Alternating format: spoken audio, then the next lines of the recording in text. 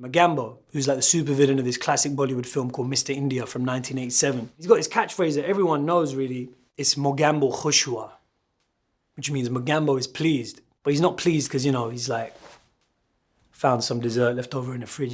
He's pleased for fucked up reasons, usually because someone's like just jumped into a bath of acid to show their loyalty to him or whatever.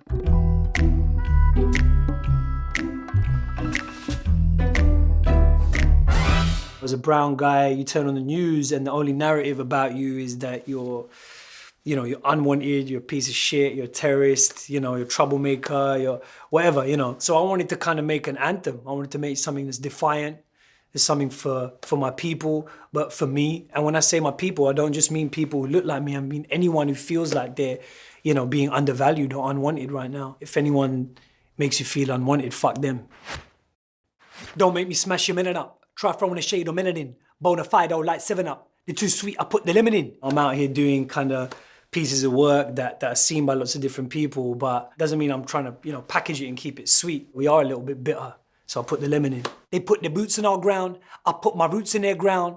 I put my truth in his sound. I spit my truth in his brown. I don't give a fuck about the cashew stack or the crown on your skull. You ain't Basquiat or the Prince of Denmark. So Rizzy boy, piss on the benchmarks. The white kids wanna be backs. I think a lot of us grow up with self-hate. A lot of us that don't conform to the cookie cutter, Ken and Barbie kind of mold that we grow up watching. So it's about flipping that on its head and saying, you know what, like so many of us kids of color grew up kind of secretly wanting to be white, or I'm here to try and tip the scales until that flows both ways. And aspiration can be a different color to just white. Brown, planet is gonna be that. The man frown, panic, I wanna me out, but I'm outstanding because I stand out. And where always standing is gonna be plaques. I think it's 2042 is when white people will be a minority in America. And of course, the reaction to that is people are frowning and panicking. And that's why they're voting for Brexit. That's why they're voting for Trump. Pick a side, do or die. Because all we ever do is die.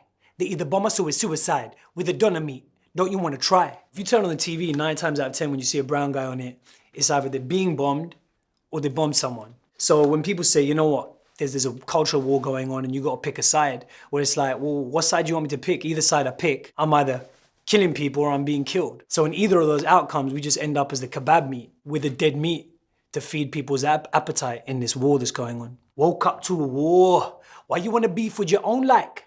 I keep my beef with the pork.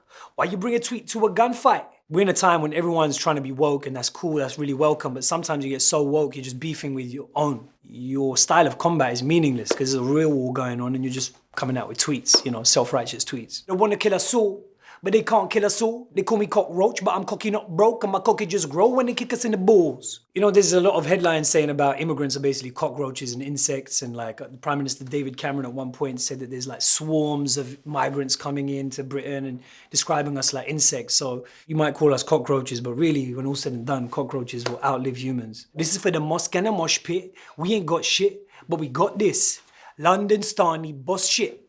Suck my London, give me all the dosh, bitch. This track is for you to feel on a kind of spiritual level, to feel empowered on a spiritual level, but also for you to be able to dance to.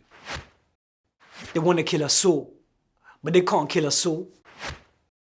K Sarah Sarah, Kismet Mo Salah, Christmas not for us. K Sarah Sarah is that French song, whatever will be, will be. That's basically another way of talking about Kismet, which is fate. And then you end that line with Mo Salah, who for a lot of people, he's like the answer to all our prayers. So he's the destiny, he's the fate that we've all been hoping for. It's this like Muslim superstar footballer. Those bars are about trying to keep a stoic attitude. On the one hand, we don't get to celebrate Christmas. On the other hand, we get Mo Salah. So what they took from us, the spoils and the scars, the oil and the garms. I'm the shit so brown and so hard, they sell you them bras and ban them niqabs. It's kind of weird that, countries like France or whatever are talking about banning the niqab, Muslim, veil for women. But at the same time, there's all this pressure and brainwashing about kind of being highly sexualized. Bradford to 9-3, we built this bitch, get the fuck out my yard. Bradford is like a city in the north of England, which is very, very Pakistani. The 9-3 is a famous suburb in Paris, which is heavily North African.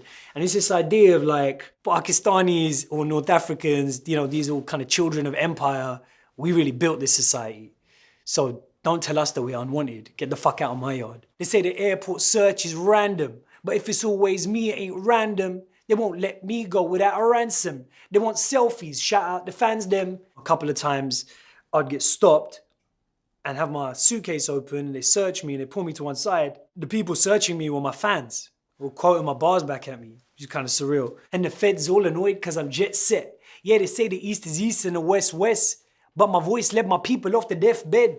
Headlines to the headlines say, yeah. I describe a lot what I'm doing as a kind of mongrel manifesto. A manifesto for people who are kind of hybrids. What I'm trying to do is take words like Muslim or brown or British and just stretch them so they're big enough that I can live inside them comfortably.